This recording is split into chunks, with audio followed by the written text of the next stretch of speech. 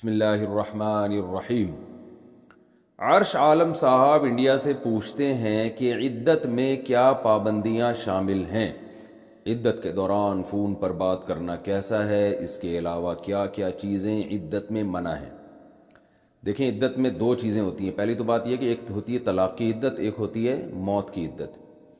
کسی خاتون کے شوہر کا اگر انتقال ہو جائے تو 4 مہینے 10 دن ان پر عدت لازم ہے، اور اگر وہ پریگننسی تھی خاتون کو تو بچہ پیدا ہونے تک عدت لازم ہے، چاہے وہ بچہ اگلے دن ہی پیدا ہو جائے شوہر کی موت کے، یا وہ ٹھیک 9 مہینے بعد پیدا ہو، تو جب تک بچہ نہیں پیدا ہو جاتا عدت ختم نہیں ہوگی۔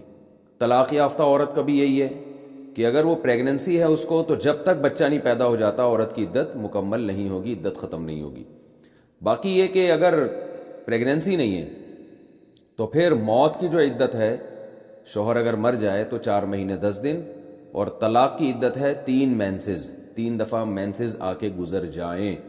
اور جن خواتین کو مینسز آتے ہی نہیں ہیں، یعنی عمر کم ہے یا عمر بہت زیادہ ہو چکی ہے، مینسز آنے کی عمر ختم ہو گئی ہے، تو ان کی عدت قرآن نے بیان کی ہے 3 مہینے۔ تو اس عدت جو ہے نا، جب بھی عورت عدت گزارے گی، چاہے طلاق کی ہو یا موت کی عدت ہو، تو ایسی صورت میں عورت پر 2 اہم پابندیاں ہیں۔ نمبر 1، گھر سے نہیں نکل سکتی وہ شوہر کے گھر سے۔ نمبر 2، زینت کا کوئی بھی چیز اختیار نہیں کر سکتی۔ ہاں، غسل کر سکتی ہے میل کچیل دور کرنے کے لیے۔ زینت جسے کہتے ہیں چوڑیاں پہننا، لپسٹک، پاؤڈر وغیرہ، یا خوشبو کا استعمال، سرما بھی نہیں لگا سکتی وہ۔ تو یہ بیسک پابندیاں ہیں۔ اس میں یہ نہیں ہے کہ سفید کپڑے پہن کے رکھے، یہ جو نارمل روٹین کے کپڑے ہیں وہ پہن سکتی ہے، زیادہ زینت والے کپڑے نہ ہو، جو شادی بیاہ میں جانے کے لیے ہوتے ہیں وہ والے نہ ہو، نارمل جو عام طور پہ گھر میں پہنا کرتی تھی وہ کپڑے پہن سکتی ہیں۔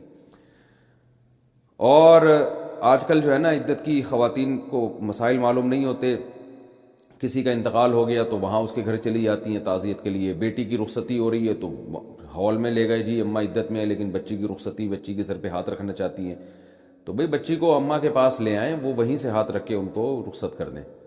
تو جو ہے نا، عدت اللہ تعالیٰ کا ایک حکم ہے عورت کے اوپر کہ عدت گزارنا لازم ہے، اور قرآن و سنت میں بہت وضاحت سے اس کے احکام ہیں۔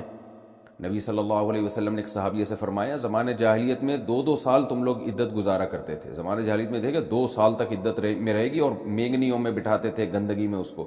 اسلام نے اس کو ختم کیا۔ اسلام نے عدت کی مدت کو بھی کم کیا، اور عدت کے حکامات میں بھی بہت نرمی پیدا کی۔ بس اتنے حکام دیے کہ عورت زینت اختیار نہیں کرے گی، زینت، یہ حکام ہے۔